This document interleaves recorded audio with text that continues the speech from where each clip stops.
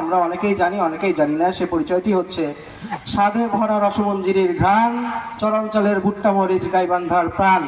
এই কথার মাধ্যমেই আমরা জানতে পারি যে গাইবান্ধা একটি সারপ্লাস ডিস্ট্রিক্ট। অর্থনীতির ভাষায় সারপ্লাস ডিস্ট্রিক্ট বলতে বোঝানো হয় সেই ডিস্ট্রিক্টকে যার খাদ্যশস্য উৎপাদনের পরিমাণ এরকম যে সে তার নিজের প্রয়োজন মিটিয়ে সেই খাদ্যশস্য বাংলাদেশের অন্যান্য জেলায় পাঠিয়ে দিতে পারে।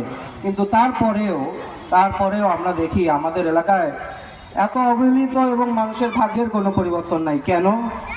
এর দুটি কারণ আমরা মনে করতে পারি প্রাথমিকভাবে আছে। সেটি হচ্ছে এই যখন কৃষি মৌসুম আসে তখন আমরা সার, বীজ, কীটনাশক এগুলো আমরা খুব চড়া দামে আমাদেরকে এখানে কিনতে হয়, যার ফলে এই উদ্বৃত্ত শস্য বিক্রি করেও আমরা লাভের টাকা ঘরে তুলতে পারি না। বলুন ঠিক কিনা?